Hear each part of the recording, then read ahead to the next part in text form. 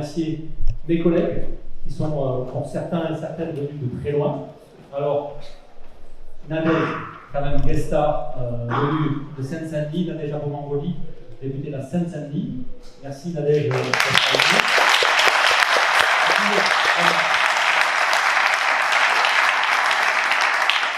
Il vient du bout du monde, du Finistère, c'est ce que ça veut dire. Pierre-Yves Cadalin.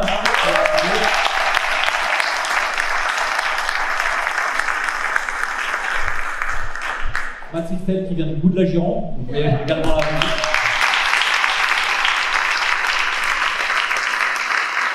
Et finalement, c'est moi le de l'État, puisque j'ai un petit bout de Bordeaux dans ma circonscription, et c'est pour ça aussi qu'il me revient le plaisir de faire ce petit mot d'accueil. Donc une fois cette présentation faite, on va, bien évidemment, vous l'avez vu, c'est écrit sur les affiches, c'est écrit partout, on va parler de la 6ème République, en tout cas c'est ce qu'on m'a dit. Donc, moi j'ai préparé un petit truc pour essayer d'introduire cette discussion. Mais avant tout, avant de parler de la 6ème République, qui est, je pense, vous le savez, en tout cas notre objectif à toutes et à tous, un point à atteindre, il faut aussi, malheureusement, j'allais dire, encore parler de la 5ème République et faire un petit point, un état des lieux. Je veux dire, c'est comme quand on change de logement, on regarde un peu, on fait un état des lieux de sortie, avant de faire l'état des lieux entrant. Donc moi je vais faire un petit peu un état des lieux de sortie, mais rapide, de la 5ème République. Vous le voyez comme nous, alors on le voit peut-être d'un petit peu plus près, mais je pense que c'est quand même aujourd'hui assez manifeste pour qu'on s'aperçoive que la 5ème République est à bout de souffle, elle est usée à la corde, pas d'hier, mais depuis un bon moment. Et on peut noter que si elle est usée à la corde, si elle a été vraiment rongée à l'os, c'est aussi l'œuvre magistrale du président Macron qui s'est attaché vraiment à la tordre dans tous les sens. À la tordre, bien sûr, à coup de 49.3. Alors ça date pas d'hier, ça date déjà de Madame Borne, l'ancienne première ministre. On bat des records, là, sur ces deux dernières mandatures, des records de 49.3 utilisés contre la démocratie elle-même. C'est aussi, via ces 49.3, c'est une ribambelle de budgets qui sont aujourd'hui imposés sans aucun vote. Et pour des parlementaires dont une des premières prérogatives est de voter le budget de la nation, c'est quand même un petit peu embêtant qu'on ne soit même plus consulté pour voter les budgets, que l'on ne soit même plus, alors qu'on a que l'on nous dit que l'on est dans des situations de finances, de crise exceptionnelle, je crois que Martine en dira quelques mots, qu'on ne nous propose même pas de voter un projet de loi de finances rectificatif, alors qu'on vous annonce des coupes budgétaires à hauteur de 40 milliards d'euros. Ce ne sont pas des 40 milliards d'euros qui sortent de nulle part, c'est des coupes qui vont aller sur les services publics, sur nos services publics, et donc qui vont impacter notre vie au quotidien. Sur cette 5ème République tordue dans tous les sens, c'est aussi des nominations, je ne sais pas comment les qualifier tellement c'est n'importe quoi, de premiers ministres qui n'ont aucun sens commun, aucune légitimité au regard du résultat, notamment des dernières élections. On a eu droit à Barnier, on s'en est débarrassé finalement assez vite, on subit Bayrou, et pour l'instant, voilà, dans cette monarchie de la 5e, on subit encore des nominations de Premier ministre qui n'ont vraiment aucune légitimité au regard des circonstances électorales de ces derniers mois. Mais, comme si cette dérive monarchique ne suffisait pas, on a aussi, une dérive, un glissement autoritaire. C'est-à-dire qu'il y a aussi des principes dans cette 5ème République qui sont bafoués, la séparation des pouvoirs, théoriquement. En tout cas, c'est ce qu'on m'avait expliqué. Je constate un exemple tout à fait récent, parce qu'il a quelques heures, à peine quelques jours, projet d'autoroute A69, entre Toulouse et Castres. Grosse opposition, vous pouvez siffler, effectivement, on est tous contre, c'est un peu leur LGBAE. Bon, tout le monde est contre. Le tribunal administratif finit par suspendre le projet. Qu'est-ce qui se passe? On a le Sénat qui vient nous voter une loi d'application qui aurait pour objectif, finalement, de s'asseoir sur les décisions du pouvoir judiciaire. Donc la séparation des pouvoirs est aujourd'hui aussi mise à mal par ces gens.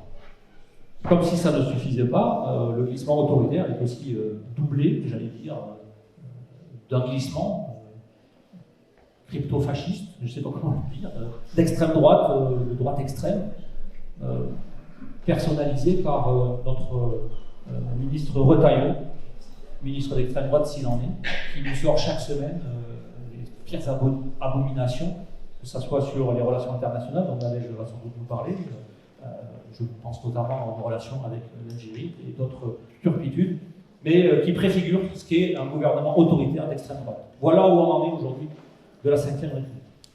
Alors, là c'est l'état des lieux de sortie. Bon, on va se donner un peu de baume au cœur, on va essayer de regarder un petit peu sur l'état des lieux entrant de ce qu'il faudrait faire, en tout cas pour changer d'une ère à l'autre, l'ère de la Ve pour passer à l'ère de la Sixième République. Il me semble qu'aujourd'hui, nous avons le devoir, la capacité, la nécessité impérative, impérieuse de construire un chemin de la Ve vers la Sixième. Je vais peut-être en décevoir quelques-uns, mais peut-être les camarades me contrediront, mais il me semble que le passage à la Sixième République, ça ne se fera pas par le grand soir. C'est une construction politique que nous avons à mener à son terme. Et c'est à ça que nous nous attachons. Construire ce passage de la Ve vers la Sixième, et cette construction politique, je pense qu'aujourd'hui, elle doit se faire, en tout cas c'est mon sentiment, et je vous le livre, vous en ferez de votre miel, et vous en ferez l'analyse que vous voudrez bien en faire. Elle passe par des échéances intermédiaires. Quand je vous dis que ça ne sera pas le grand soir, ça veut dire qu'il faut habiter la Ve République, utiliser ces institutions, utiliser les échéances, notamment les échéances électorales, pour faire cette transition de la Ve vers la Sixième. Et pour cela, je profite de la période aussi. On est là, à l'aube d'échéances importantes, locales, notamment des échéances municipales, auxquelles les uns et les autres, nous commençons toutes et tous à réfléchir. Il me semble que nous avons le devoir de nous occuper de ces échéances intermédiaires parce qu'elles sont la voie de passage de la Ve vers la Sixième. Je m'explique. Tout d'abord parce que par rapport à la situation que je vous décrivais sur la Ve République, la dérive autoritaire et l'extrême droitière, c'est un échelon qui va, si ça tournait mal, servir d'amortisseur. Et donc il nous faut absolument investir ces échelons locaux pour amortir si jamais le pire advenait. Mais on va plutôt imaginer le meilleur. Parce qu'il peut advenir aussi, et nous y travaillons toutes et tous d'arrache-pied. Ces échelons intermédiaires, pour notre objectif de la Sixième République, de passer de la Ve à la Sixième, c'est aussi la préfiguration de ce que pourrait être, de ce que sera une politique de gauche.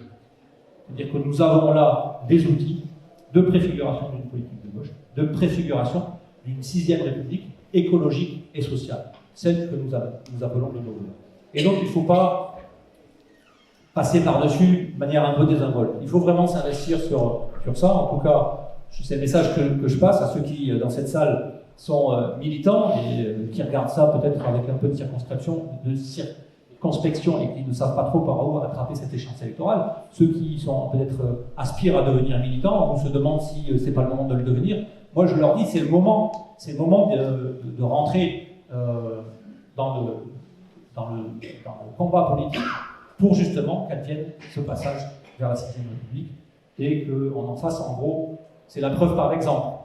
Et je vais terminer avec ça. La preuve par l'exemple, c'est quelque chose de très puissant pour amener les changements. Et je pense que c'est ces échéances qui vont nous permettre de faire cette preuve par l'exemple. Je dirais même, parce que c'est d'actualité, la preuve par l'exemplarité. Et je voudrais, en disant ça, saluer aussi un militant incroyable de l'exemplarité. Je pense à José Pepe Mujica, le président de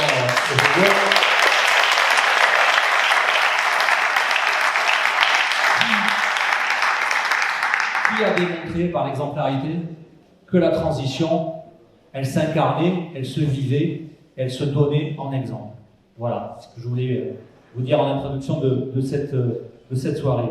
Alors, évidemment, je vous parle là d'un révolutionnaire à une révolutionnaire. C'est la transition toute trouvée pour passer la parole à Mathilde. Merci à toutes et à tous. Bonne soirée.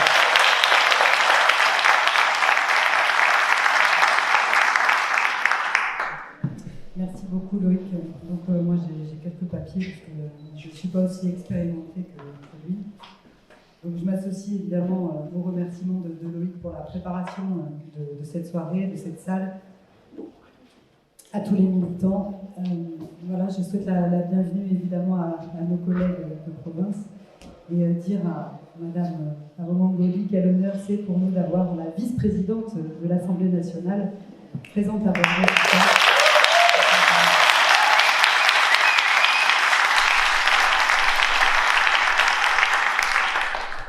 Alors, je voudrais aussi avoir une petite pensée, qu'on ait tous une petite pensée tous ensemble pour Cecilia Fonseca aujourd'hui, qui a enterré son fils. Donc voilà, je voulais avoir un petit mot pour elle et on ait tous une petite pensée pour elle. Donc merci à vous tous aussi, bien entendu, d'être venus nous voir et nous écouter ce soir. Écrire une constitution pour une 6e République, c'est non seulement une perspective réjouissante de mener des travaux collectifs, mais c'est aussi une condition nécessaire pour mener à bien notre programme, qui est l'avenir en commun. La convocation d'une assemblée constituante, Loïc en a parlé, mais je vais en reparler, ça devient urgent, puisqu'on est aujourd'hui face à un président qui tente tout et n'importe quoi pour se maintenir au pouvoir, malgré les nombreuses déroutes qu'il doit encaisser.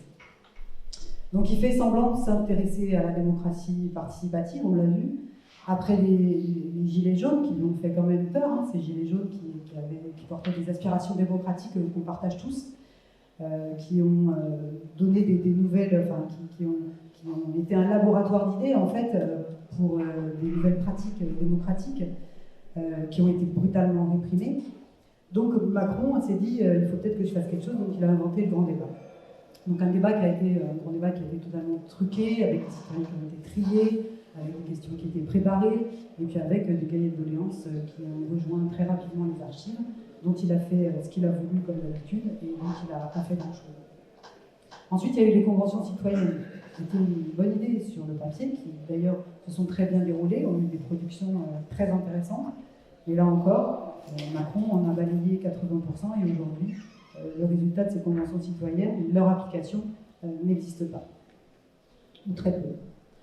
Donc on a une 5e République, comme on l'a vu, qui permet à un homme tout seul, isolé, complètement déconnecté de sa population, en fait, qui empêche le débat démocratique dans la rue et au Parlement, en imposant des délais toujours plus serrés, en légiférant par ordonnance, en modifiant incessamment le calendrier législatif. Et donc, depuis 2022, comme Loïc vous l'a dit, le Parlement n'a pas pu voter de budget. Et en fait, le problème, c'est que le budget, c'est le cœur du réacteur. Le budget, c'est deux choix de société qui s'opposent. La politique de l'offre, les macronistes, qui consiste à faire des cadeaux fiscaux aux riches, et qui consiste à ruiner nos services publics, puisque dans le même temps, il n'y a plus d'argent pour injecter dans les services publics. On baisse les impôts des riches, on fait des cadeaux aux grandes entreprises, et on finance tout ça en réduisant donc nos services publics. La deuxième option, c'est celle qu'on a choisie nous, en tout cas celle qu'on défend, c'est de gouverner au contraire par les besoins, et donc on a besoin d'augmenter nos recettes pour un tas de raisons, et en particulier parce qu'on estime qu'il est humainement impossible de continuer à dépenser moins pour nos services publics. Il n'y a qu'à regarder l'état de nos bâtiments scolaires. Je pense au lycée de Camblane, au collège de Créon, je vois des enseignants du collège qui sont là, ou le collège de La Trenne, dans lesquels il pleut aujourd'hui. Je pense à nos ponts, qui est un problème national en France, les ponts. Je pense plus particulièrement au pont du Rouergue à la Réole, mais c'est aussi un problème sur lequel il va falloir régler des choses. Notre système de santé, évidemment, notre transport en commun, je ne sais pas s'il y en a qui prennent les trains ici, les trains du quotidien, c'est des catastrophes, les retards, les annulations, etc. Donc il faut absolument augmenter les dépenses de tous ces services publics. Ensuite, les dépenses qui sont liées à la transition écologique. Aujourd'hui, on a un gouvernement qui est dans un déni total. Les budgets sont complètement coupés sur tout ce qui est transition écologique. Et donc, alors qu'on est face à la plus grande extinction de masse dont on est responsable. Alors quand je dis on, c'est pas nous tous, hein, c'est 10% des plus riches qui sont responsables des 2/3 de cette extinction. Donc il faut faire aussi attention à ça. Et donc, parfois, on nous dit, quand on présente la 6ème République comme une solution, que c'est pas le moment, que c'est pas ça qui va régler les problèmes des Français. Mais en fait, vous allez voir, on va faire un petit inventaire, et je pense que aussi, c'est bien ça qui peut régler le problème des Français, parce que cette 5e, encore une fois, ne fonctionne pas. Donc d'abord, 3 chiffres, Loïc les a cités, le 4, le 9, le 3, tout le monde les connaît. L'Assemblée nationale, poussée par des millions de Français, ne veut pas de la réforme des retraites. C'est pas grave, 49.3. Le pays est ruiné par les cadeaux fiscaux aux plus riches. Le gouvernement a peur de se faire taper sur les doigts par l'Europe et par les marchés financiers. C'est pas grave, on prend un 49.3. Donc, tout ça... pardon. C'est comme ça depuis 3 ans. Le Parlement est bâillonné. Les macronistes usent et abusent de cet article pour saigner nos services publics. Pour eux, de toute façon, ils sont dans un déni. Il n'y a aucune urgence. Et il y a même un député macroniste qui m'expliquait qu'il faut arrêter de dire que les services publics ne fonctionnent pas, parce que dans sa circonscription, tout fonctionne. Je ne dévoilerai pas ce nom, je vous donne juste un indice, c'est le président de la commission des lois. Donc, vous verrez bien si vous trouvez qui c'est. Donc moi, j'invite tous les macronistes à tendre l'oreille et à observer un petit peu les mobilisations sociales partout sur le territoire, et certaines depuis de nombreuses années, et de cesser de mépriser ces mobilisations sociales. Des millions de salariés qui font grève et qui vont battre le pavé sous la pluie, est-ce qu'ils le font pour faire les intéressants ou parce qu'ils adorent se promener en ville ? Je pense pas. Je pense qu'il faut être sérieux et avant d'insulter les travailleurs et les travailleuses, de dire qu'ils prennent les gens en otage, comme les grévistes de la SNCF dernièrement, alors qu'ils se battent pour améliorer leurs conditions de travail, je crois qu'ils méritent qu'on les écoute. Et ces mobilisations, elles touchent particulièrement aujourd'hui les fermetures de classes et les mobilisations des parents d'élèves et des enseignants et de toutes les équipes éducatives. Et donc, il y a plus d'une centaine de fermetures sur notre département. Et je vous encourage vivement à signer les pétitions qui circulent d'ailleurs pour les soutenir. Donc les macronistes devraient aussi aller faire un tour éventuellement du côté de Haut-l'Évêque, par exemple, du CHU de Bordeaux, de l'hôpital de Cadillac, de l'hôpital de Langon, et peut-être même de celui de Sainte-Foy-la-Grande, parce que malgré la vie de ce macroniste, je ne suis pas sûre que les agents de ces hôpitaux soient entièrement satisfaits de leurs conditions de travail. Essayer de comprendre pourquoi les démissions, les burn-out s'accumulent, interroger les patients peut-être, ceux qui attendent des heures dans les services des urgences, quand les urgences ne sont pas fermées, puisqu'elles ferment de façon régulière dans la plupart des hôpitaux, faute de personnel soignant. Ceux qui attendent des mois pour avoir des rendez-vous chez les spécialistes, etc. Donc toutes ces revendications qui auraient pu être arbitrées dans le cadre d'un débat budgétaire, elles sont balayées d'un revers de main. Les macronistes ne prennent pas le risque, évidemment, d'avoir ce débat dans l'hémicycle, puisqu'on a eu quand même ce débat un petit peu en commission, mais donc ils brandissent un 49.3 et on balaye. C'est exactement ce qui s'est passé pour les retraites. Donc, malgré l'immense mouvement social de 2023, je pense qu'on s'en souvient tous, même certainement qu'on était tous dans la rue aussi, eh bien, Macron décide encore que ça ne vaut pas un référendum. Mais ça n'est pas possible. Puisque là, il repart du référendum, nous réclamons un référendum sur les retraites. Nous voulons une retraite à 62 ans, voire même à 60 ans, pour pouvoir profiter de la vie après.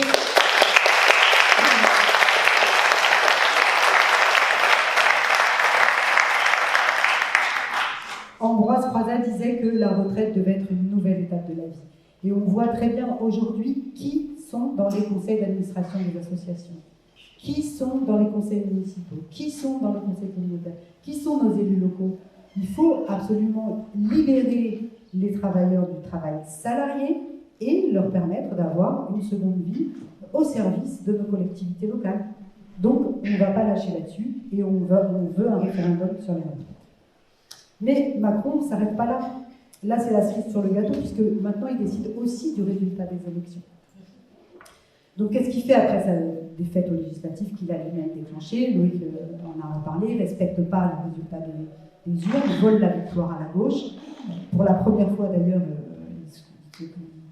bafoue la coutume, en fait, les usages qu'on avait avec cette Ve République, et donc il n'en fait qu'à sa tête. Et en fait, Macron, il se comporte comme un avocat fiscaliste avec le code des impôts. Je vais vous expliquer pourquoi. Moi, je travaille sur l'évasion fiscale. L'évasion fiscale, donc qu'on appelle aussi pudiquement l'optimisation fiscale, elle est possible. Pourquoi? Parce qu'on a un code des impôts qui est extrêmement complexe, et donc les fiscalistes ou les cabinets, etc., spécialisés, ils vont fouiller dans ce code des impôts pour trouver les petites failles, etc., et permettre à leurs clients de s'enrichir toujours plus, au détriment évidemment de l'intérêt général, puisqu'ils ne payent pas au fisc ce qu'ils doivent. Et bien c'est exactement ce qu'a fait Macron avec la Constitution de 58, en fait. Puisque cette Constitution, elle n'est pas précise. Elle dit le président de la République nomme le Premier ministre. Et la Constitution, elle ne dit pas où, elle ne dit pas quand, elle ne dit pas comment. Donc Macron, ben, qu'est-ce qu'il invente? Il invente la trêve olympique. Excellent. Donc le mec, il se dit, moi j'ai envie de regarder les JO tranquillou, sans être emmerdé. En plus, comme je suis quand même quelqu'un d'exceptionnel, j'ai pas besoin de gouvernement en fait, pour gérer la France, hein, ça se fait tout seul. Et donc on l'a vu sautiller partout là pendant tout l'été, à regarder les JO, tout content. Et puis il nous laisse comme ça dans l'embarras. Mais en fait, ce qui est très grave, c'est que si on pousse le raisonnement un petit peu plus loin, c'est qu'il aurait pu, éventuellement, ne jamais nommer le Premier ministre en vérité. D'attendre la veille des nouvelles élections 2027 et continuer comme ça. Finalement, en creux, la Constitution ne lui interdit pas ça. Donc ça, c'est vraiment un élément hyper important qui est assez troublant en vérité. Donc après, bon, on a vu hein, ce qu'il a fait, il a nommé, il fallait quand même oser, hein, il a quand même pris le groupe politique qui, au législatif, a fait le plus petit résultat. Donc s'il voulait nous faire un bras d'honneur, je pense qu'il ne se serait pas appris d'une façon différente. Donc qu'est-ce qu'on fait? On utilise les outils constitutionnels. Donc on censure, on vire Barnier. Et qu'est-ce qui se passe? Il remet un clone, il remet Bayrou. Donc voilà, donc, en fait, on est dans un système sans fin, en fait, que cette Ve République permet de perpétuer tout le temps. Donc face à ce système, il faut évidemment réécrire une constitution, je crois que c'est très clair. Il faut opposer nos luttes. Il faut opposer de nouvelles façons de prendre des décisions, directement démocratiques. Il faut qu'on choisisse ensemble les questions qui doivent être posées et non pas attendre que ce soit le président qui nous les pose pour répondre par oui ou par non. Et puis, on les choisit et on les pose. Donc, on revendique évidemment à l'inverse des macroniques la prise en compte des mouvements sociaux et de celles et ceux qui revendiquent des nouveaux droits. On revendique l'écoute évidemment des militants et militants écologistes et des scientifiques qui nous alertent depuis des années. On a parlé de la 69 et des écureuils et leur victoire récente nous donnait beaucoup d'espoir jusqu'à que le Sénat réactionnaire vienne vraiment nous mettre un gros coup sur la tête. Et malheureusement, je ne sais pas si cette histoire va bien se finir, mais en tout cas, on voit que quand on se mobilise, on obtient des choses. Donc il faut vraiment ne rien lâcher et continuer à se mobiliser. Donc à tous les politiques qui se drapent aujourd'hui dans une fausse vertu, ceux qui hurlent avec la meute médiatique contre l'Union populaire, qui nous accusent de tous les maux, qui nous accusent d'irresponsables, qui poussent l'infamie à nous traiter d'antisémites, qui inversent totalement le sens de l'histoire. Tout cela, en vérité, ils ont peur du peuple. C'est pour ça qu'ils ont voulu faire. En 2 ans, enfin, ce qui est quand même un record. C'est quand même sous M. Macron que la répression la plus brutale a été utilisée pour mater les manifestations. Les militants et les militantes opposés à la LGV, à l'Hermès Musset, s'en souviennent. Avant, il y a eu Sainte-Soline avec les méga-bassines, avec des répressions incroyables, alors qu'il y avait des familles, avec des poussettes. Avant encore, c'était des centaines de gilets jaunes qui étaient estropiés. Avant, c'était les jeunes des banlieues. Donc c'est bien sous M. Macron qu'on met aujourd'hui en garde à vue des manifestants qui manifestent contre des marches néo-nazis dans Paris, qu'on met en garde à vue. C'est bien sous M. Macron qu'on demande la dissolution des soulèvements de la terre, de l'urgence Palestine, de la jeune garde antifasciste. C'est sous M. Macron qu'on perquisitionne chez les lanceurs d'alerte. C'est sous M. Macron qu'on hurle « à bas le voile » lors d'un meeting, quelques jours avant qu'un homme, Aboubacar Cissé, soit assassiné parce que musulman. Donc la Macronie n'a été qu'un lent glissement vers le libertarianisme autoritaire. C'est une forme de gouvernement qui a besoin de museler les oppositions pour s'épanouir, pour faire prospérer les marchés financiers et préserver les profits des plus riches. Et ce libertarianisme, il se propage un petit peu partout dans le monde et il arrive en France. Donc il faut absolument faire barrage et la démocratie, en fait, est un obstacle au déploiement de cette idéologie funeste. Et c'est pour ça qu'il faut qu'on s'y accroche et c'est pour ça qu'il nous faut une 6e République. Donc,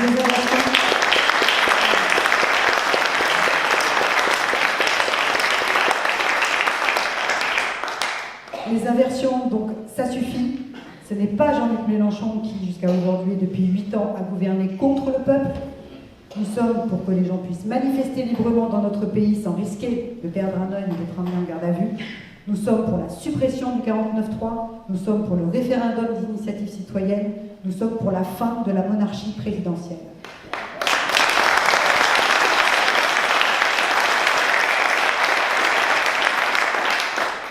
Si parfois on a l'impression qu'il est un peu minuit dans ce siècle et que les conquêtes sociales sont derrière nous, que certains camarades se résignent face au bulldozer médiatique de quelques milliardaires néofascistes, et je pèse mes mots, rappelons-nous les associations, rappelons-nous les collectifs, rappelons-nous les syndicats, toutes les insoumises et les insoumis qui luttent chaque jour pour que le malheur succombe, contre le racisme et pour la paix, contre la misère et pour une vie digne, contre un pouvoir autoritaire et monarchique et pour une nouvelle république fidèle à sa devise.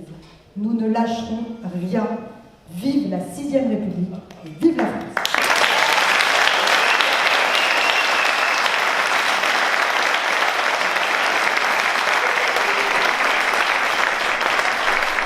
Merci à toutes les militantes et à tous les militants qui ont fait en sorte que ce moment soit possible. Alors c'est pas toujours facile vu le tableau qui a été dressé de toujours être motivé, mais c'est aussi la marque des insoumises et des insoumis que de ne rien lâcher. Donc merci à vous de nous accueillir. Merci aux députés de la Gironde qui nous ont dit qu'on était les provinciaux. Ça a pris un peu de temps, parce qu'en général, c'est les gens de l'Île-de-France qui parlent de la province. Donc voilà, c'est très bien, merci Mathilde. Bienvenue au Centre du Monde, bienvenue, merci de m'accueillir à Bordeaux. Voilà. Je tiens à préciser aussi que Loïc et Mathilde, en fait, dans l'hémicycle, on est à côté les uns des autres. Donc c'est Loïc qui m'a indiqué, avant que je devienne vice-présidente, donc on n'était pas obligé de se lever quand la présidente venait dans l'Assemblée nationale. Donc je le faisais, mais maintenant que je suis vice-présidente, je ne le fais plus, mais voilà. Donc il connaît le règlement par cœur. Et puis Mathilde, elle est en commission des finances, et donc elle a débarqué tout de suite dans le bain. C'est vraiment une des commissions les plus difficiles, parce que ça, vraiment, on examine tout. Et en même temps, c'est une des commissions qui est vraiment dans le cyclone. Et grâce aux députés insoumis, grâce à notre président Éric Coquerel, maintenant, je trouve qu'on fait beaucoup œuvre d'éducation populaire. C'est-à-dire que maintenant, grâce aux insoumis, alors déjà, il faut vous dire que les chaînes LCP, tout ça, là, ils font plus d'audience parce qu'on est dans l'hémicycle. Il faut aussi, et les gens maintenant connaissent par cœur les questions budgétaires. Moi, je me souviens sur un marché, une fois à Bondy, on m'a parlé de deuxième partie du projet de loi de finances. J'étais un peu étonnée. Mais c'est vrai que le fonctionnement des institutions, de la manière dont on les habite, je trouve qu'on fait participer les gens. Et on fait participer les gens pour voir ce qui dysfonctionne. Vous avez parlé des 49.3, et effectivement, maintenant, les gens considèrent que maintenant, les gens ont pleinement conscience qu'il existe vraiment une monarchie présidentielle. Alors, du coup, c'est plutôt Pierre-Yves qui abordera ces sujets, on va dire, d'institution. Moi, mon rôle aujourd'hui, c'est de parler de l'appel de la 6e République. Alors, comme ça, intuitivement, on se dit que c'est pas trop lié. Mais en vérité, tout est lié. Parce qu'effectivement, la 6e République, Loïc l'a rappelé, c'est un aboutissement auquel on veut arriver, parce que la 5e est à l'agonie. C'est l'organisation de la vie publique, la relation entre les citoyens et les différents pouvoirs, c'est la France. En France. Donc 5e République, 6e République. Et puis la paix, c'est une question internationale. Et d'ailleurs, je dois dire que, je ne sais pas si vous êtes au courant, mais en 2024, c'est l'année depuis 1945 où il y a le plus grand nombre de conflits dans le monde. On atteint un record. Et c'est pas seulement l'Ukraine, c'est pas seulement la RDC, il y a plein de micro-conflits un peu méconnus. Et là, récemment, on a échappé quand même à un conflit entre l'Inde et le Pakistan. C'est 1,2 milliard d'habitants, et c'est deux puissances qui ont l'arme atomique. Donc on est vraiment dans un moment de grande tension. On est dans des tensions en France par rapport aux institutions, et on est dans des tensions dans le monde par rapport à celles et ceux qui organisent les relations internationales, qui organisent le monde. D'abord les dirigeants des pays, évidemment, mais ensuite les grandes institutions multilatérales, comme les Nations Unies qui sont en crise. J'y reviendrai tout à l'heure quand je parlerai évidemment de l'incapacité aujourd'hui à résoudre des conflits, puisque les grandes puissances font un peu la pluie et le beau temps. Donc en réalité, tout est lié. Pas seulement d'abord parce qu'on subit les conséquences des conflits. Vous l'avez vu, la guerre en Ukraine, ça a généré une espèce de crise inflationniste. Alors c'est pas seulement la guerre, hein, parce que la spéculation existait avant, mais la guerre en Ukraine, ça implique une crise énergétique, ça implique, et d'ailleurs Loïc et les camarades qui sont à la commission de développement durable le voient bien, ceux qui sont à la commission affaires économiques le voient bien, les questions agricoles aujourd'hui, elles prennent une acuité importante, puisque il y a eu des bouleversements au niveau européen. L'Ukraine, c'est un grenier à blé, la Pologne est à côté de l'Ukraine, ils transforment leur modèle agricole, et ça a un impact évidemment sur nous, nos producteurs. Donc en fait, tous les conflits ont des conséquences aussi sur la vie quotidienne. Donc, on n'est pas épargné par les conflits, il y a des conséquences, mais en quoi la question de la 16e République est liée à la question de la paix et de la guerre, en tout cas pour nous, de la recherche de la paix, c'est que ça rejoint ce qu'a dit Mathilde dans le détail, c'est que le peuple, concernant les questions internationales, est totalement écarté. Aucune décision, aucune concertation, on ne demande pas notre avis. En fait, le peuple subit les décisions qui ont trait à la politique étrangère et de défense. Alors que l'intérêt des peuples, c'est évidemment la paix, puisque en raison des conséquences de la guerre que je vous ai expliqué à l'instant. Et l'intérêt des peuples, c'est pas, comme le président Macron, de vouloir bomber le torse, de vouloir redorer son blason qui est très terni au niveau national, en se faisant passer pour celui qui va, le Superman de la paix, alors que jusqu'à présent, il a été le Superman de la guerre. Et donc,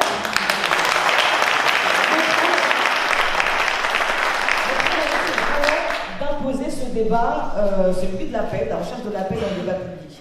Alors nous, en tant que députés et militants insoumis, on est très certainement une des formations politiques, d'un mouvement politique le plus axé sur l'international. En tout cas, on ne se prive jamais d'analyser ce qui se passe dans le monde, on ne se prive jamais de redire que lorsqu'on est la gauche de rupture, on doit toujours être dans une position internationaliste. Donc c'est quels sont les peuples et les mouvements à soutenir, les différentes révolutions citoyennes dans le monde. Nous, on se targue quand même à la France Insoumise d'avoir été aux côtés, par exemple, du peuple sénégalais qui s'est révolté contre le gouvernement inique de Macky Sall, qui a mis des prisonniers, qui a créé des prisonniers politiques de 14-15 ans, des ados parfois, une violence politique extrême, alors que le gouvernement Macron, par exemple, soutenait le pouvoir de Macky Sall. Et aujourd'hui, celles et ceux qui ont gagné les élections parce que eux, ils ont fait une révolution citoyenne par les urnes, qui a fonctionné, et bien c'est le PASTEF, et c'est par exemple un mouvement politique qui est finalement qui partage un peu nous ce qu'on défend également en France. Donc on est vraiment, nous, des internationalistes, et c'est pour ça que imposer ces débats sur la manière dont sont menées les discussions de paix et sur la manière dont sont causées les guerres, c'est vraiment une tâche importante pour nous en tant que mouvement politique. Pourquoi est-ce que, évidemment, la paix, c'est un élément central de notre discours et de notre action politique? Parce qu'en fait, la paix, c'est l'égalité, parce que, évidemment, je n'ai pas en tête précisément la citation de Jaurès, mais vous savez que les industriels, en général, c'est un peu leur intérêt la guerre. D'accord? C'est leur intérêt, donc les guerres, ils les suscitent. Et plus le monde est inégalitaire, moins il y a de paix. Il ne peut pas y avoir de paix quand certains accumulent et pendant que d'autres n'ont rien. Donc c'est vraiment notre combat, notre ADN politique. La paix, c'est aussi un mouvement important pour l'émancipation des peuples, parce que la réalité, c'est que la guerre, c'est souvent la résultante de domination de domination brutale. Donc la paix, c'est un combat pour l'émancipation, et c'est au cœur de notre ADN politique. Et enfin, la paix, c'est aussi une exigence écologique. C'est une exigence écologique parce que la guerre, c'est l'annihilation de notre environnement. Pour le coup, c'est pas du tout l'harmonie des êtres humains avec la nature. En 2022, lorsque nous étions traités de soutien de Poutine, nous étions les seuls à avoir proposé à cette époque de sécuriser les centrales nucléaires avec des casques bleus de l'ONU. Et qu'est-ce qui s'est passé? Les centrales nucléaires et les barrages en Ukraine. On a frôlé la catastrophe il y a 1 an et demi. Personne n'a rien dit. Mais encore une fois, on avait raison de dire que, attention, quand il y a la guerre en Ukraine, quand la Russie envahit l'Ukraine, quand la Russie agresse, eh bien c'est un danger, y compris écologique, pour l'ensemble de l'humanité. Donc, on est écolo, on est social, et donc on est évidemment pour la paix. C'est donc un axe central pour notre camp politique, et évidemment, comme c'est un axe central pour notre camp politique, comme la paix c'est bien pour le peuple, il y a des gens qui font tout pour qu'il y ait la guerre. Et ceux qui font tout pour qu'il y ait la guerre, c'est le capitalisme prédateur, et puis c'est aussi les grandes puissances qui dominent le monde avec brutalité, la Russie qui envahit l'Ukraine, les États-Unis qui menacent d'envahir à peu près tout le monde, la Chine qui mène une guerre économique à bas bruit et qui s'ingère dans un certain nombre de pays, et notamment en Afrique. Donc par rapport à la recherche de la paix, le peuple est dépossédé. Voilà, vraiment, il y a une triple dépossession. D'abord, le pouvoir politique et autoritaire, qui abuse des institutions, qui fait en sorte qu'on ne décide de rien. Le capitalisme prédateur, ça je l'ai dit, puisque ça eux profite l'économie de guerre. Vous avez vu qu'il y avait une petite musique il y a 1 mois, il y a 3 semaines, 1 mois, sur nous allons nous mettre en mode économie de guerre, économie de guerre, économie de guerre. La réalité, c'est que c'est surtout une économie de guerre sociale.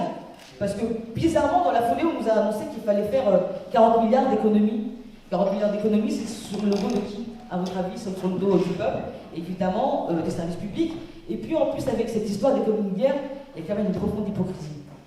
Parce qu'une économie de guerre, en réalité, si on était vraiment dans ce délire-là, on mettrait le paquet dans l'industrie, dans différentes industries. Vancorex, qui participe à la fabrication de matériel stratégique pour notre filière nucléaire, et ils vont brader. ArcelorMittal, c'est l'acier. Il me semble que ça m'a l'air un petit peu important si on était vraiment dans une économie de guerre. Bradé. Ils refusent la nationalisation. Cette semaine, on a demandé aux questions au gouvernement. Donc en plus, même dans leur discours guerrier, ils sont inconséquents. Ils sont même pas au courant dans leur discours guerrier. Donc, nous, ce qu'on aimerait mettre en place, c'est ce qu'on aimerait dire, ce qu'on aimerait prôner, c'est la fin du monopole de la décision politique concernant ce que fait la France, dans le monde. Vous savez, il existe une expression issue de l'interprétation de la Constitution de la Ve République qui est le domaine réservé. Je trouve que cette expression, elle traduit tout. On ne voit pas trop en quoi, en fait, ces questions fondamentales pour nos vies quotidiennes et pour l'avenir du monde seraient réservées à un homme, le président de la République. Aujourd'hui, le président de la République, il peut décider tout seul de la politique étrangère. On l'a vu là, évidemment, on le voit aujourd'hui, depuis que Macron est au pouvoir, mais même sous Hollande, c'était déjà ça. Parce que vous vous souvenez qu'il y a eu l'opération Serval, d'abord, au Mali, qui s'est transformée sans accord particulier de la représentation nationale. Donc à chaque fois, on a un président qui décide seul, il y a quelques contrôles qui existent, et d'ailleurs, l'Assemblée nationale et les parlementaires ne voient les questions de défense et d'affaires étrangères comme au moment du budget, mais comme on ne vote pas le budget, on regarde, mais on ne vote pas. Et donc, à chaque fois, ce sont des contrôles a posteriori de ce qui est fait, de ce qui est décidé par le président de la République. Donc, il peut aussi envoyer des troupes dans le cadre de ce qu'on appelle une OPEX, une opération extérieure. Il peut le faire de sa seule autorité. Donc, c'est vraiment des pouvoirs très exorbitants. Il peut simplement informer le Parlement et qu'il peut se prononcer, mais pas tout de suite, mais il peut se prononcer 4 mois plus tard.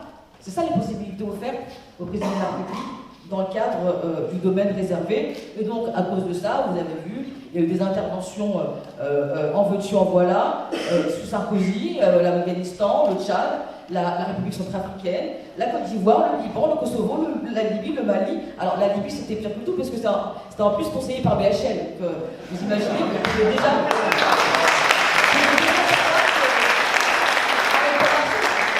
Je dis comme ça un peu légèrement, mais l'intervention en Libye, ça a été vraiment une dévastation pour le Sahel. Ça a été une déstabilisation totale. Après l'intervention en Libye, on a vu réapparaître l'esclavage, hein, la traite humaine. Donc vraiment, c'est-à-dire qu'aujourd'hui, un président de la République décide ça, il peut même être conseillé par n'importe qui. Il peut avoir des conseillers de nombre qui lui font faire n'importe quoi. Et ça, évidemment, on n'a pas la main dessus. Donc il faut absolument remettre le Parlement au cœur des décisions. Et d'ailleurs, il faut consulter le peuple sur les questions internationales. Aujourd'hui, vu ce qui se passe, la guerre d'Israël contre le peuple palestinien, l'Est de la RDC, le Soudan, et à chaque fois on parle, par exemple, je parle de la RDC et le Soudan, c'est pas des petits pays, hein, c'est des millions d'habitants, et quand en RDC il y a des déplacés, moi quand on s'est rendu avec Jean-Luc Mélenchon et Arnaud Le Gall et Carlos Martins Bilongo en octobre 2023 en RDC, il venait d'arriver une semaine avant 200 000 déplacés. C'est un pays de quasiment 100 millions d'habitants, donc quand il y a des déplacements de population, c'est pas mince. Quand il y a des massacres, c'est pas mince.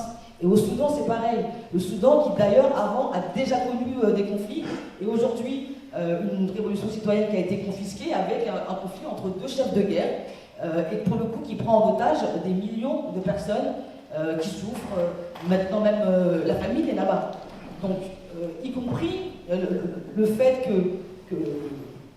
que ça existe et que finalement on ne soit pas consulté, c'est un problème parce que on pense qu'on n'intervient pas au Soudan. Mais au Soudan, il y a des armes françaises qui ont transité par les Émirats Arabes Unis. Donc en fait, d'une certaine manière, on participe à ces conflits. Et à quel moment on a été consulté pour cela? Évidemment, on n'est pas consulté. Sur le Soudan, j'ai posé une question au ministre pour savoir la traçabilité de ces armes. J'ai toujours pas eu de réponse. Ça fait 3 mois. Voilà. Donc, y compris les parlementaires, on est maltraités. Du coup, une 6e République, qu'est-ce qu'elle pourrait amener? Qu'est-ce qu'elle pourrait amener par rapport à ces choix cruciaux pour la France et pour l'humanité? Tu en as parlé, Loïc, tu as parlé de l'importance des échéances à venir communales, métropolitaines. La réalité, c'est qu'on pourrait consulter, y compris jusqu'à l'échelon communal, en réalité, de ce qu'on veut faire.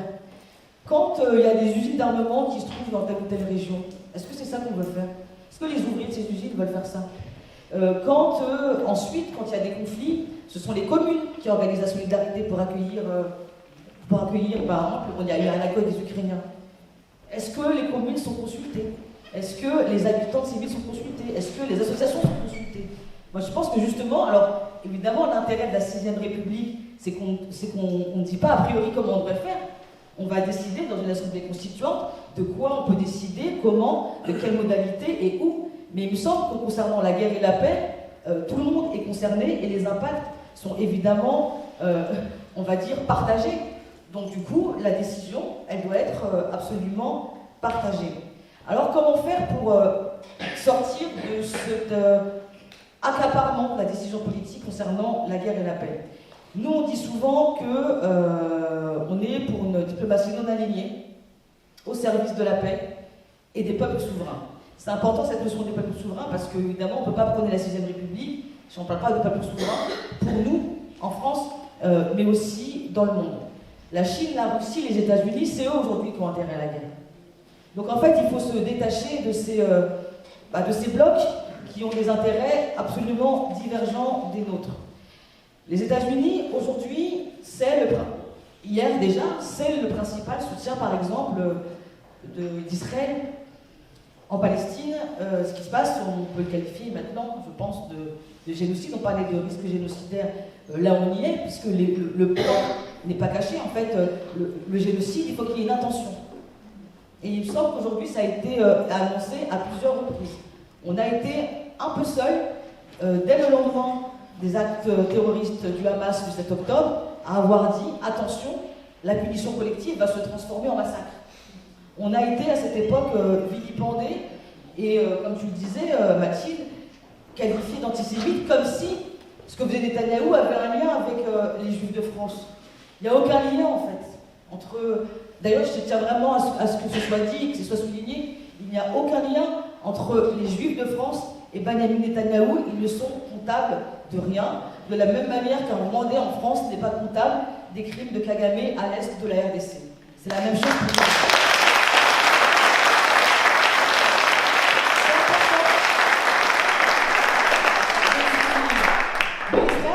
États-Unis disent que c'est la seule démocratie dans la région, c'est pas la seule démocratie dans la région. D'abord, c'est pas une démocratie parce que je connais pas de démocratie où il y a des régimes d'apartheid. Mais bon, je connais pas de démocratie qui soit fondée, qui continue de se fonder sur des politiques coloniales. La réalité, c'est que Israël, pour en revenir un petit peu aux questions économiques, c'est le modèle ultralibéral économique dans la région. Et le projet de nettoyage ethnique de Gaza, c'est aussi un projet économique. Donc à chaque fois, les choses sont liées. De quelle démocratie parle-t-on en Israël? On ne parle pas de démocratie, on parle aussi, au-delà du suprémacisme de Netanyahou, on parle aussi des questions économiques. Tout à l'heure, j'ai parlé de Donald Trump qui veut envahir tout le monde. Quand il veut annexer le Canada, c'est pas gratuit non plus, c'est pas juste parce qu'il considère qu'il y a une unité entre le peuple américain et le peuple canadien. C'est évidemment pour des intérêts économiques. Quant au Groenland, évidemment, vous savez que les ambitions en termes de politique extractive, elles sont là. Donc la réalité, c'est que c'est tout le temps lié. Donc c'est ce capitalisme prédateur qui même est très cynique, puisque le plan, par exemple, des États-Unis pour résoudre la guerre à l'est de la RDC, c'est un plan sécurité contre mine. C'est ça. Et c'est la même formule qui a appliqué en Ukraine, parce que d'ailleurs en Ukraine, l'aide américaine, c'était pas vraiment de l'aide, hein, c'était des prêts. Et là maintenant, la paix, c'est paix aussi contre minerais. À chaque fois, c'est la même formule qui a appliqué, vous constaterez, à la fois en Ukraine et à la fois en RDC, au-delà évidemment de la théorie du choc des civilisations. Donc il faut être non-aligné. Mais le non-alignement, c'est pas être neutre. Au contraire, c'est quand même avoir un avis. Vous aurez constaté que les insoumis sur les questions internationales ont des avis très clairs, très fermes et très tranchés. Il faut garder un cap cohérent en fait, c'est-à-dire que les principes qu'on voudrait appliquer pour nous, on voudrait les appliquer pour tout le monde. Et on ne veut pas non plus être les jouets de la confrontation entre trois blocs, entre les États-Unis, la Chine et la Russie. Être non aligné, c'est pas être dans la complaisance, c'est-à-dire que quand on dénonce Poutine, qui est, à mon sens, un conflit impérialiste, et nationaliste, on dénonce aussi Trump quand il veut faire la même chose pour le Canada. Et on dénonce évidemment Israël de la même manière. Et surtout, pourquoi aujourd'hui la question du non-alignement elle est importante? Parce qu'il y a des choses qui se passent sans nous, sans l'Europe, et là je vais élargir à l'Europe, dans le monde. Il existe aujourd'hui ce qu'on appelle les BRICS, qui rassemblent 10 pays, le Brésil, l'Afrique du Sud, la Chine, l'Inde, l'Indonésie, les Émirats Arabes Unis. Alors c'est évidemment pas des États avec lesquels on est d'accord du point de vue politique. Mais c'est des États qui pèsent beaucoup aujourd'hui du point de vue de leur poids économique, d'accord? Donc ça il faut en tenir compte, et puis aussi de leur capacité à nouer des relations avec tel ou tel État. Et je pense que c'est quand même quelque chose sur lequel on doit s'appuyer en termes de relations internationales, en termes de positionnement de la France, parce qu'il y a des choses qui se font sans nous. Vous avez quand même constaté que, concernant la guerre en Ukraine, sur la condamnation de la Russie, il y a beaucoup de pays qu'on fait la Suisse, c'est pas vraiment qui sont abstenus. On dit c'est pas notre guerre. Donc notre intérêt, en réalité, c'est d'amener l'ensemble des pays, y compris les pays en Afrique, y compris les pays en Asie, à considérer que nous avons un destin commun. Et c'est pour ça qu'en fait on parle de non-alignement, parce que c'est la garantie que, voilà, vous avez vu, on a une égale cohérence partout, que ce soit pour des peuples européens, pour des peuples africains, pour des peuples asiatiques. Et c'est pour ça que moi j'utilise souvent l'expression de décoloniser les relations internationales, parce qu'en fait c'est fini ce temps où la paix se faisait dans un congrès de Vienne entre puissances européennes. Aujourd'hui, lorsqu'il y a des discussions entre le Rwanda et la RDC, ça se fait pas. Il y a eu des discussions à Munich, chou blanc, et puis il y a eu des discussions au Qatar. Donc en fait, voilà, aujourd'hui, il faut vraiment un peu revoir ce logiciel, cette manière de penser, et je trouve que ça correspond totalement à notre objectif de 6ème République, Ça veut dire que lorsqu'on est un pays non aligné, lorsqu'on applique, nous, un petit peu la doctrine insoumise, et ben en fait, finalement, elle se fait au service des peuples. Et ce qu'on dit, c'est que c'est en s'appuyant sur les peuples que nous retrouverons la paix partout dans le monde, pas seulement en Europe, mais partout dans le monde, parce que nos destins sont absolument liés.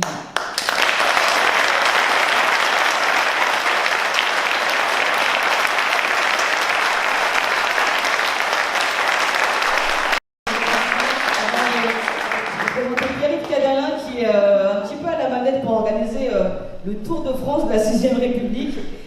Et voilà, Pierre-Yves Cadalin pour l'étape bordelaise.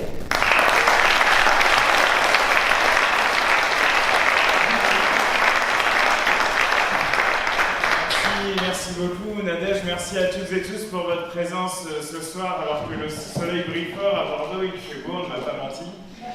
Je dirais pas qu'on n'est pas à Brest parce que j'ai pas envie de faire de la mauvaise pub et en plus il fait très beau à Brest en ce moment, mais bon. Et merci Loïc et Mathilde pour votre très bel accueil aussi. C'est très important d'avoir en ce moment des temps où on peut parler de politique, où on peut échanger, où on peut entre soi après aussi que nous ayons parlé, eh bien se dire que dans l'échange, dans la pensée critique entre nous, dans le fait que sur tel ou tel sujet on peut ne pas être d'accord, mais qu'en discutant on se projette dans la possibilité de faire exister concrètement la démocratie dans ce pays, et bien c'est dans cette dynamique-là que nous devons précisément nous inscrire un peu partout, compte tenu de la violence des attaques qui sont portées à la gauche aujourd'hui dans ce pays. Les attaques qui sont portées à la France Insoumise ne le sont pas uniquement à un mouvement politique, elles le sont à la possibilité de la victoire d'une idéologie solidaire, écologiste, démocratique.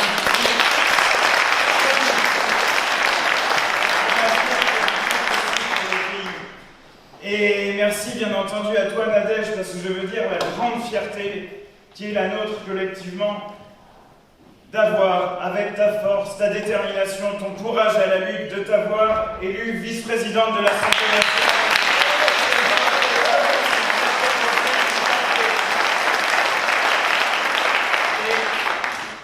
La question de la paix, effectivement, peut sembler, parce qu'elle est posée aussi comme étant éloignée de la question démocratique, elle peut en sembler lointaine. En réalité, je crois, et c'est de ça dont j'ai envie de vous parler ce soir, elles sont profondément intriquées.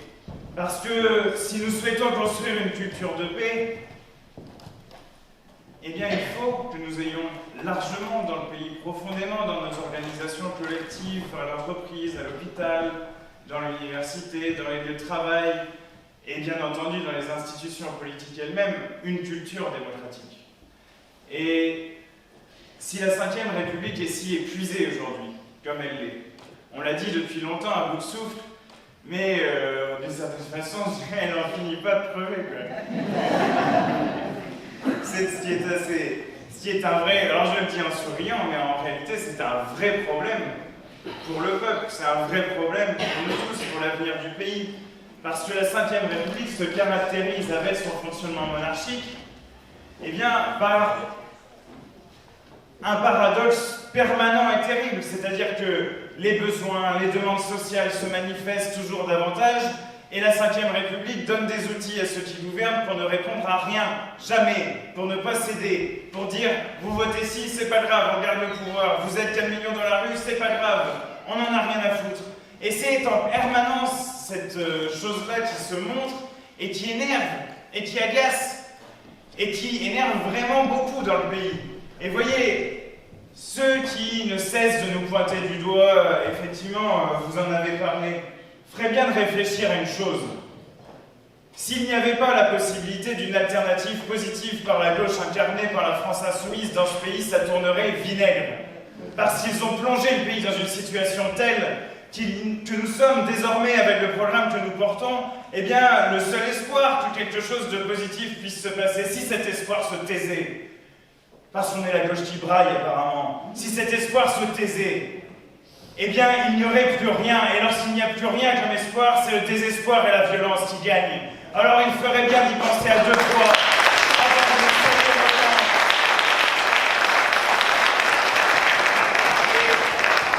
Cette brutalité de la 5ème République, je crois qu'elle s'est exprimée en 2 occasions assez nettement cette semaine. Et dans plusieurs de ces dimensions. Il y a eu l'audition de François Bayrou sur le cas de la commission d'enquête des violences dans l'enseignement privé et sur le cas particulier des violences physiques et sexuelles à Betaram et la responsabilité que le Premier ministre pouvait avoir dans l'idée qu'il n'a pas signalé s'il était au courant, etc. Et il l'était. Il n'a pas pris les mesures nécessaires à la hauteur de la situation. C'était donc d'une nécessité publique, y compris parce que le sujet a été posé publiquement, qu'il y ait cette commission d'enquête. Et je trouve qu'il a été particulièrement arrogant et désinvolte. Arrogant parce que, il n'a cessé de mépriser les parlementaires qui l'interrogeaient, et ça c'est vraiment quelque chose de fondamental dans le fonctionnement de la Ve République elle-même. C'est-à-dire le pouvoir exécutif, le gouvernement, a le droit de mépriser les parlementaires, c'est comme ça. Il a manifesté ça et désinvolte parce que l'ensemble du pays est conscient qu'on parle d'un sujet très grave, qu'il ne se limite d'ailleurs pas à Betaram, que le sujet des violences faites aux enfants nous glace tous d'effroi, et qu'on ne peut pas faire de ce moment-là, comme il l'a fait hier, un moment de polémique politicienne, qu'on ne peut pas non plus, comme il l'a fait hier, continuer à justifier d'avoir donné devant les caméras de télévision une claque à un enfant. C'est une honte. C'est une honte. Et continuer à faire cela. Et je vais quand même dire quelque chose qui me démange depuis un moment. Cet homme est Premier ministre et il est proche de la communauté des béatitudes qui, par l'Église catholique elle-même, a été dénoncée pour ses dérives sectaires et que l'Église catholique a refusé de reconnaître comme faisant partie de l'Église elle-même. Alors, là aussi, les leçons de secte, ils n'ont qu'à les garder et balayer devant leur porte, parce que ce Premier ministre qui est proche de cette organisation qui manifeste des dérives sectaires, où il y a eu des violences, où il y a des cas de violence physique et sexuelle, eh bien, il est né avant la honte d'oser utiliser ce livre et cet argument.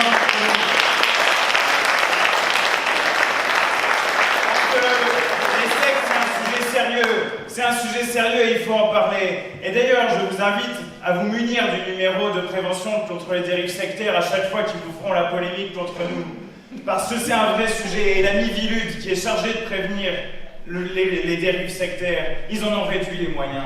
Voilà les hypocrites qu'ils sont. Voilà l'inversion permanente du réel. Et ça me conduit au deuxième temps, marquant sur les dérives de la Ve République de cette semaine. C'est la grand-messe présidentielle. Hein, ça, il adore. Il s'en replaît à n'en plus pouvoir, Emmanuel Macron. Je pense que le sommet de son existence, ça a été quand il a fait son allocution et qu'il a expliqué au pays tout entier qu'il allait être confiné. Parce que tout le monde était devant sa télé, il a dit c'est la guerre. Alors maintenant il dit quoi? Maintenant qu'effectivement il y a des guerres partout, comme tu l'as dit Nadège. Parce que si quand on parle de politique sanitaire, de lutte contre un virus, on dit c'est la guerre, quel mot nous reste-t-il lorsque les bombes viennent à tomber? C'est absurde. Bien. Et alors, à cette occasion, il y avait cette rumeur, parce que nos institutions fonctionnent tout de même beaucoup sur l'esprit court. Donc les journalistes sont là, oh, moi je sais ce que va dire le président, donc je suis le top des journalistes, parce que vous voyez, ça c'est du journalisme d'investigation.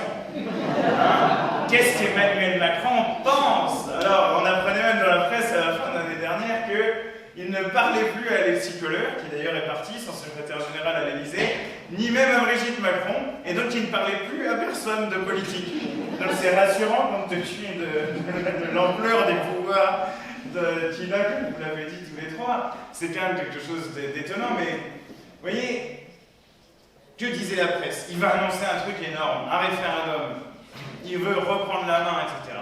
Bilan des courses? Rien du tout. Dans le journalisme d'investigation, là encore, une sorte de mur face à lui.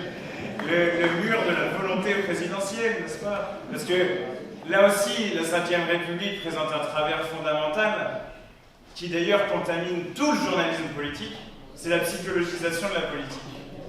Parce qu'il est si intéressant de savoir ce que le président pense, vers quelles humeurs il est tourné aujourd'hui, que ce traitement s'applique à tout le monde. Mais enfin, on le sait tous, et parce qu'on est attaché à la démocratie. La démocratie, si on pense qu'il est plus intéressant de prendre des décisions collectivement, c'est parce qu'on sait qu'aucune d'entre nous n'est parfait. Et c'est normal, et c'est pas grave. Mais leur obsession dans le journalisme politique est précisément de déceler toujours la petite bête, et particulièrement chez nous. Eh bien, nous n'en avons absolument rien à faire, parce que notre sujet, c'est comment le peuple dans ce pays peut reprendre le pouvoir, comment on peut exercer la souveraineté populaire. Pas de savoir comment un tel se comporte ou une telle se comporte, ça n'a d'intérêt que pour les journalistes de cour. Et effectivement, pas de référendum sur les retraites. Mathilde l'a dit. Mais alors, pourquoi? Mais parce que c'est top. Elle est géniale, sa réforme. C'est ça qu'il nous a expliqué. Hein? Les gens, il y en a, ils vont pas voir la retraite. L'autre jour, dans ma circonscription à Brest, il y a un conducteur de bus qui me dit qu'il est en arrêt maladie. Alors lui, il prend plein pot, quasiment plein pot, parce qu'il doit partir à 63 ans et 9 mois. Il était en arrêt pour 3 semaines et il dit que ça devient de plus en plus difficile. Et il est conscient lui-même, compte tenu de son métier, que ça devient aussi de plus en plus dangereux. Parce que, quand même, lorsqu'on conduit un bus, on a la responsabilité de la vie de plusieurs personnes aussi entre nos mains tous les jours. Eh bien non, ces choses-là n'intéressent pas Emmanuel Macron, il trouve que c'est parfait, et surtout, justifie-t-il l'autre jour que les gens ont voté pour ça. Alors, petite citation de Macron dans le texte, parce que quand même ça vaut le coup. Le 10 avril 2022. Alors là, il prend toujours un petit tour solennel, c'est le soir du premier tour.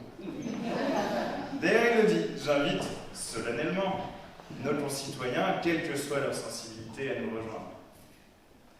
Certains le feront pour faire barrage à l'extrême droite. Et je suis pleinement conscient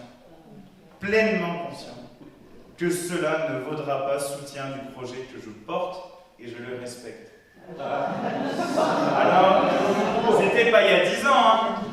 C'était il y a 2 ans. C'est pour 2 ans. Et en 2 ans, ce même homme, qui en fait a le mensonge pour profession, eh bien, ce même homme peut dire vraiment comme ça, devant des journalistes, sans d'ailleurs que ce point-là lui soit contesté, que, eh bien, démocratiquement, la réforme des retraites est validée par le second tour de l'élection présidentielle. C'est bien entendu particulièrement honteux, et cela s'inscrit bien dans le fait que rien n'est fait pour répondre aux besoins sociaux. Rien n'est fait pour répondre à l'urgence dans laquelle se trouvent bien des concitoyens, urgence de se soigner, urgence bien de se projeter dans l'avenir avec un peu de sécurité tout de même, avec dans l'idée que on pourra au moins avoir un logement pendant toute sa vie, qu'on pourra construire sa vie de famille, etc. La société aujourd'hui, et je parle notamment pour la jeunesse, n'est pas construite sur ces bases-là. Et ça, c'est un problème qui est particulièrement sérieux. C'est un problème grave d'une certaine façon. Et c'est un lent pourrissement. Ce dont on parlait tout à l'heure, c'est ce pourrissement-là, il vient... Alors, je ne vais pas tous les citer, mais je crois que quand j'étais au collège, moi c'était Sarkozy. Et je me rappelle de l'ambiance un peu de l'époque. C'est que je crois que pas mal de gens y avaient vu le symbole d'un changement, d'une rupture, de l'entrée vraiment massive de la France dans le néolibéralisme. Et dans l'idée que la République sociale, les services publics, c'était plus tellement ce qui faisait la fierté, en tout cas de nos gouvernants. Et Hollande, honte à lui, a maintenu cela. Il a maintenu cette direction politique. Et ça, c'est un problème considérable. Vous voyez, on en vient à de telles aberrations que dans bien des hôpitaux de France, les parkings désormais sont payants. Mais vous rendez-vous compte? Et je vois que vous vous en rendez compte, mais de la brutalité d'une affaire pareille. Je veux dire, vous allez voir, je ne sais pas, moi, votre frère qui a une très grave maladie, qui est hospitalisé sur un long séjour, et donc vous allez, parce que vous allez le voir tous les jours, parce que ça vous tient à cœur, tous les jours vous allez donner de l'argent à une boîte privée qui se fait une fortune là-dessus. Ça, c'est le symbole de toute une politique. C'est pas le petit truc à côté, c'est pas le petit point de détail. Cette histoire des parkings payants, ça dit ce qu'ils font au pays, parce qu'ils le font partout. Et dans toutes les mêmes proportions, et sans, effectivement, que personne n'en décide véritablement, ce qui est bien notre sujet aujourd'hui, comme l'est effectivement, et je crois que ça a un lien étroit, le risque de la menace, enfin le risque de la menace, c'est en fait la menace bien concrète, bien réelle, bien existante de l'extrême droite. Elle est nourrie de ces politiques néolibérales et du néolibéralisme autoritaire. Elle est nourrie, ça a été dit par Loïc, du refus de respecter les institutions démocratiques.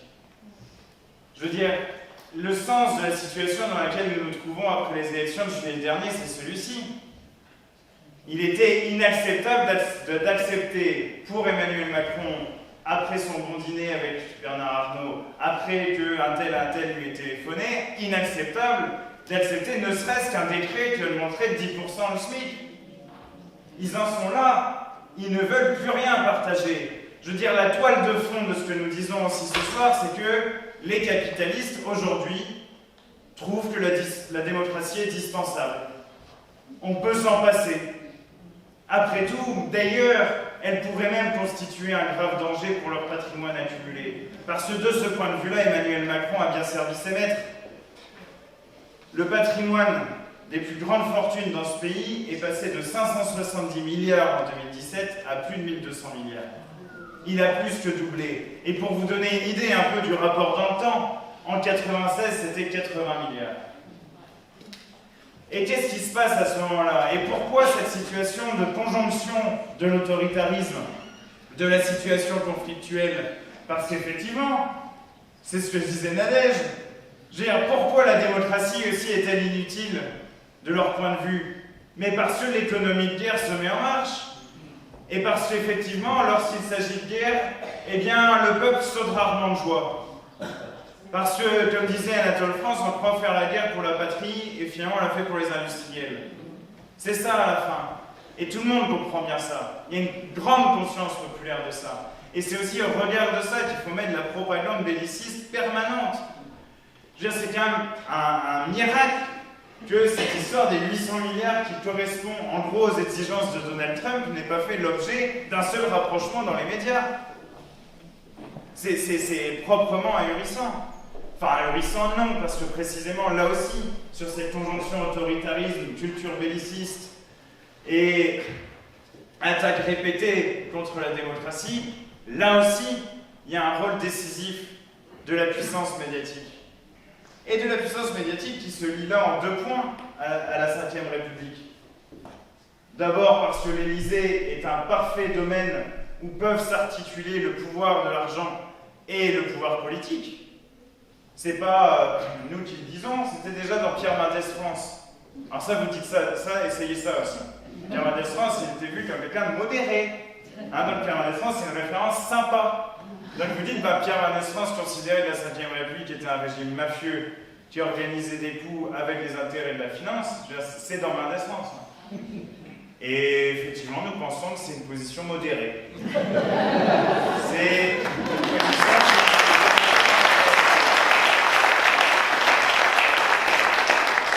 Comme je dis, ça c'est une vieille leçon de philosophie politique. Déjà chez Aristote, il parle du juste milieu. Ça c'est marrant aussi, il y a des choses comme ça produites par les grands penseurs qui finissent par, à un moment donné, arriver partout dans tous les esprits. Deleuze il dit ça, il dit peut-être qu'on ne se rend pas compte de la philosophie, tout le monde n'en lit pas, bien entendu. Et il n'y a pas de problème.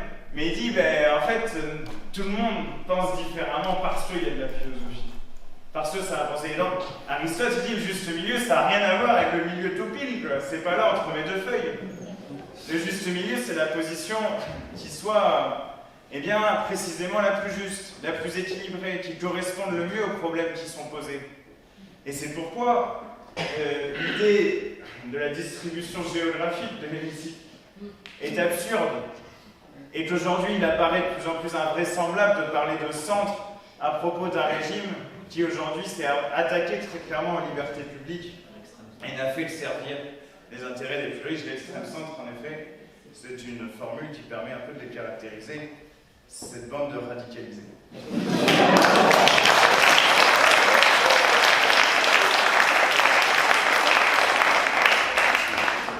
Et alors Ah, c'est le bordel. Alors, j'allais dire, désolé juste un peu vulgaire. Mais voyez comme ils le disent tous. On bordélise l'Assemblée. Alors ça, vous voyez, ça c'est quand même un peu le petit frémissement bourgeois de dire des mots vulgaires contre les gens qu'ils n'aiment pas. Ah, ils bordélisent. Un peu, on avait vu ça dans le 16e arrondissement. Il y avait un projet d'installation, je crois que c'était des logements pour les plus précaires, etc. Ou pour les réfugiés. Et puis alors, ils avaient fait un scandale énorme. Et puis ils étaient là à propos de l'adjoint au logement de Paris, Yann Brossa, c'était à brosse à caca. Mais oui, c'est des gens qui nous donnent des leçons de classe, d'élégance. Bon, voilà. C'est bien un peu spécial.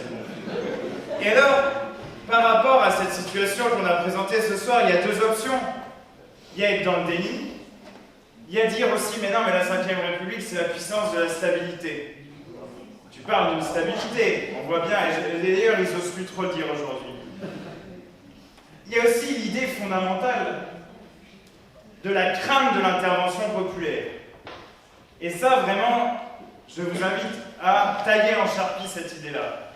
On vous dit, ah, le référendum d'initiative citoyenne, mais les droits fondamentaux vont être menacés. Parce que la peine de mort, par exemple, risquerait d'être établie. Parce que c'est vrai qu'à n'est-ce pas, nous sommes tous des fous furieux. Et fondamentalement, il y a cette idée-là. Il y a la haine de la démocratie, c'est la haine du peuple.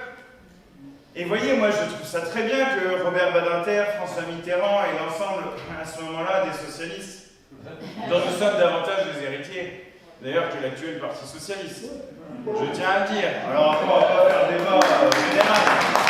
Il y a toujours comme dans tout à prendre à laisser. Mais honnêtement, je veux dire, aujourd'hui, ceux qui parlent davantage comme Pierre Mauroy disait qu'il fallait libérer la place du pouvoir de l'argent, c'est nous. Hein. C'est certainement pas ceux qui n'oseraient pas dire le moindre début d'un discours pareil à l'Assemblée nationale, parce que ce serait la gauche qui braille. Moi, j'ai dit ça à un moment donné à une députée socialiste qui siège avec nous dans la commission des affaires étrangères. J'ai dit, mais attends, tu parles de la gauche qui braille, tu te rends compte que tu reprends les éléments les plus fondamentaux du discours bourgeois contre l'ensemble du mouvement ouvrier. Socialistes, communistes, anarchistes, tout le monde. Enfin, c'est ahurissant aussi de faire des trucs pareils. Ah oui, mais vous nous attaquez aussi. Mais sur le fond, parce que oui, il faut censurer Bayrou, parce que oui, il faut arrêter.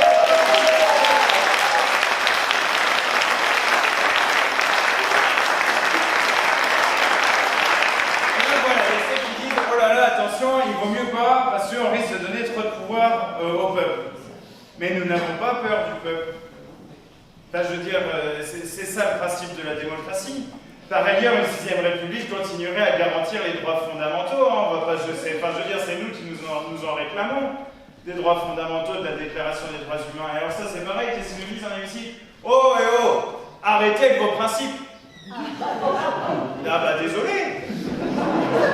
Désolé, il fallait pas bien suivre les cours au collège. D'accord, bon bah... Et alors, il y a des scènes absolument incroyables. Marine Le Pen qui dit, ouais, de toute façon, le droit du sol, c'est pas dans la Constitution, donc on s'en fout. Eh ben, Jean-Luc Mélenchon a eu raison de dire, elle dit ça, la Le Pen, ben on va aller lui coller dans la Constitution, le droit du sol.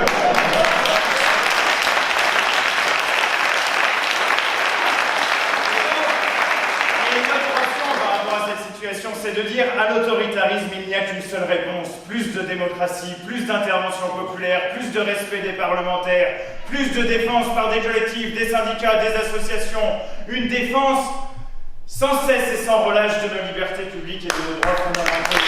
Voici le programme de la Constitution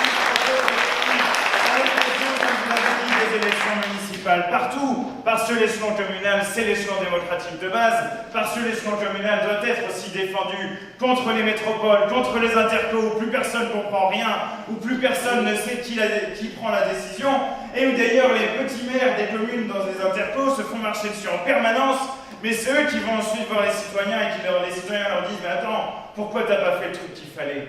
Et alors je ne parle même pas de l'Île-de-France, Nadège en parlerait 1000 fois mieux que moi, où ils ont inventé d'autres échelons, les territoires, même, enfin je ne comprends rien. Alors, ça suffit, et ça fait partie de la 6e République. Reposer aussi le rapport entre les différents pouvoirs, les différents échelons. Ça fait partie de cela. Et effectivement, il y a la démocratie communale, la démocratie municipale, et il faut investir pleinement les prochaines élections qui viennent. Et il y a aussi l'élection présidentielle où le candidat de la France insoumise sera celui de la 6ème République. Voilà aussi ce à quoi nous travaillons. C'est-à-dire qu'on ne soit pas là sur il s'agit d'un tel, du tel. Non, le problème c'est ce bulletin-là, avec celui-là, vous êtes sûr d'avoir la 6ème République. Vous êtes sûr que le président convoquera un référendum pour que les Français puissent choisir s'ils souhaitent ou non d'une assemblée constituante. Et oui, l'assemblée constituante, c'est la modalité que nous choisissons. Parce que nous souhaitons que l'ensemble des Français soient amenés à pouvoir participer dans des comités constituants, dans tout un tas d'endroits comme ça où nous pourrons le faire. C'est pour ça aussi que dans le cadre de cette campagne, il est possible pour les militants insoumis d'organiser à destination des citoyens en général des cafés constituants. Il y en a un demain à Bordeaux à 15h, et il y en a dans le Bordeaux, voilà, chez Loïc, et il y en a un chez Mathilde à Cadillac. Donc je vais découvrir Cadillac. Et c'est à 15h aussi? Oui. C'est à 15h, vous voyez, c'est parfait, on est partout maintenant. Et c'est des moments où on peut échanger, discuter, délibérer, et ça préfigure ce qu'on va continuer à faire. Moi j'ai envie de donner une suite à cette campagne pour la 6ème République, et en septembre prochain, en octobre, de commencer aussi à faire des réunions publiques. On pourrait, au nombre auquel on est là, se mettre sur des tables et puis discuter de thèmes qui sont liés à la démocratisation du pays. Parce qu'on va préfigurer ce qu'on va faire une fois qu'on aura gagné en 2027. C'est ça qu'il est important de se dire. Parce que dans cette perspective-là, d'ouvrir une perspective positive, il y a bien cette dimension-là, de dire que ça suffit de penser qu'on est voué à perdre, que non, c'est pas possible. Ouais, alors ça c'est le pompon. C'est ceux qui disent... Alors, je ne citerai pas de nom ni même de parti. Et alors... On est entre nous, vas-y. On est... Non mais... J'ai discuté... Et je crois que c'était des écologistes. Et il disait oui... Mais l'extrême droite, ça me fait peur. Mais oui. Bien entendu que la perspective de prise de pouvoir de l'extrême droite, ça fait peur. Mais quelle conclusion en tire-t-il? Bien, il vaut mieux rien toucher. Je fais chat perché. Parce que... Attention, il y a l'extrême droite par là. Mais si vous voulez, bon ben moi je comprends que ça puisse susciter une forme de tétanie, voilà, vraiment, c'est une situation inquiétante. Mais le rôle de militant politique, le rôle d'une force politique, c'est précisément de proposer à ce moment-là des pistes d'action, des perspectives positives, enthousiasmantes, joyeuses même.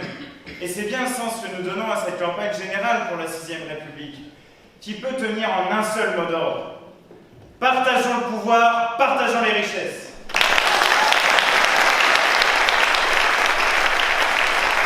Je vous invite d'ailleurs à signer la pétition que nous avons lancée avec Mathilde Panot, que je me permets de saluer parce qu'elle fait un travail formidable comme présidente du groupe parlementaire. Elle est une énergie passionnée, je crois que vous le savez toutes et tous. Et on l'a lancé aussi avec l'ensemble du groupe parlementaire, c'est sur l'Assemblée nationale. Ce qui me vaut quand même l'occasion de vous raconter comment c'est une pétition sur l'Assemblée nationale. Il faut signer avec France Connect. Alors, il faut se lever de bonne heure. On ne peut pas la signer en mairie. Enfin, faites-le quand même. Hein. Mais on a pu faire un comparatif cette semaine avec une initiative, et je tiens à la saluer, elle me tient particulièrement à cœur, une initiative européenne qui souhaite interdire les thérapies dites de conversion. Ce qui est atroce pour les personnes LGBT, je veux dire, c'est d'une violence rare. C'est-à-dire la pratique elle-même et le simple fait que ça puisse exister dans le débat public. Alors oui, il y a une grande victoire aujourd'hui pour les personnes LGBT. Qu'il y a cette grande victoire, c'est que nous avons dépassé le million de signataires.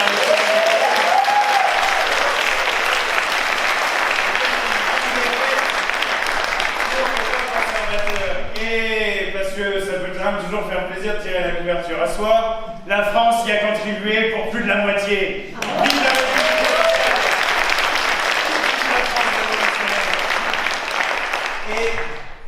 Et bien là, vous signez, c'est assez simple. Hein. Je m'en suis rendu compte de signer ça avant-hier.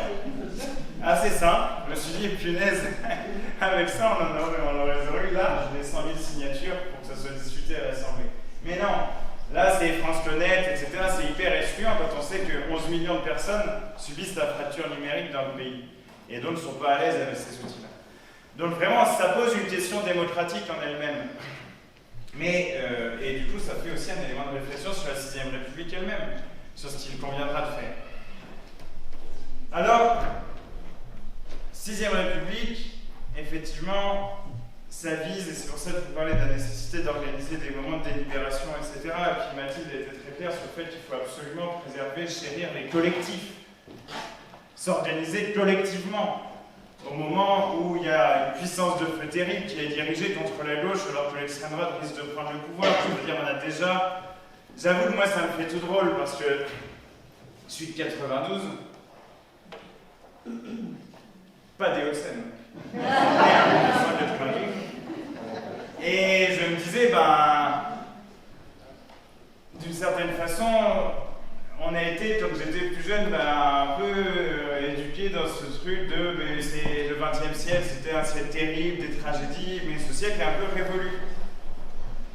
Et là, on sent bien que non.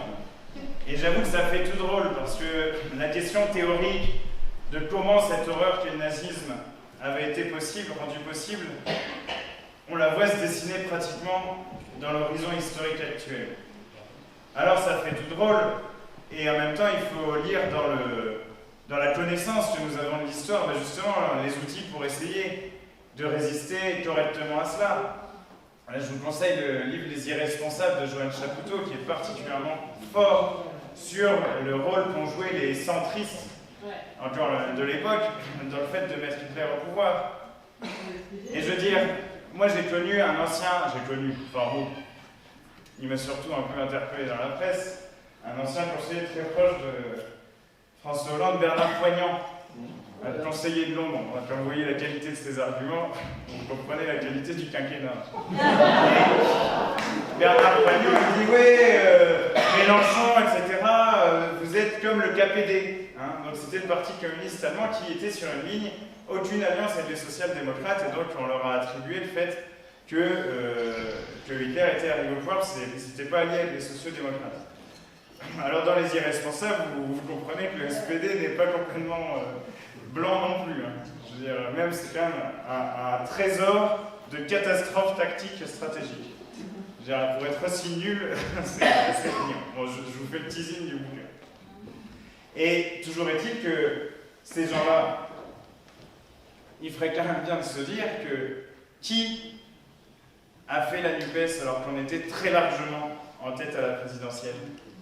C'est la France Insoumise et Jean-Luc Mélenchon. Qui a accepté de sacrifier sans circonscription à un accord législatif? C'est encore Jean-Luc Mélenchon et la France Insoumise. Et donc tout ce blabla qu'ils ont, pour tenter tout le temps de nous renvoyer à des comparaisons historiques infamantes, tout ce blabla, il vaut rien. Il est d'ailleurs même pétri d'une forme d'inculture historique qui est assez navrante. Et donc, dans le moment dans lequel nous nous trouvons, il faut chérir les collectifs, je le disais, parce que c'est ça la condition de la culture démocratique. Et le projet de 6ème République, c'est pas uniquement un projet d'un Parlement qui fonctionnerait mieux, des citoyens qui s'impliqueraient davantage, c'est un projet d'une démocratie véritablement vive et vivante. Et donc cette démocratie, elle vivrait par les collectifs eux-mêmes, dans les entreprises, dans les lieux de travail, comme je le disais tout à l'heure. La démocratie, elle ne doit pas s'arrêter aux seules institutions. Il faut, vous voyez, moi je siège en ce moment en conseil de surveillance de l'hôpital de Brest. Rendez-vous compte que le procès-verbal de cette institution, donc surveille l'hôpital, n'est accessible qu'à ses membres. C'est une question que je pense soulever dans le prochain rendez-vous. C'est pour ça que je l'ai noté, c'est dire. Mais d'ailleurs, ce procès-verbal, qu'est-ce que vous en faites? Bon, mais attachez-vous effectivement à la culture démocratique partout, je pense que ça c'est essentiel. Et avant de terminer par un petit texte que je tenais à vous lire, je tenais aussi à dire, parce que je pense que cela entre en résonance avec beaucoup de choses qu'on a dites ce soir, je tenais à dire, comme je tiens à chaque réunion de cette campagne pour la 6ème République, que nous devons une fière chandelle dans les dernières années que ce pays a traversé, une fière chandelle à celles et ceux qui ont porté le plus grand mouvement démocratique de ces dernières années, les Gilets jaunes. Hommage à eux.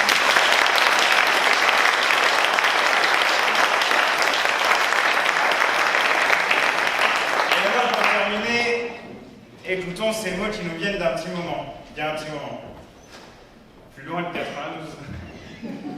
Ce sont des mots de Rosa Luxembourg. Alors, dans certains termes, vous pourriez dire c'est peut-être un peu daté, etc. Mais je vous prie de porter une attention au contenu de ce qu'elle dit, et qui fait tant écho à ce que nous sommes en train de vivre. Elle dit dans ce texte qui s'appelle Révolution et socialisme, je crois. Pour la petite anecdote, j'ai passé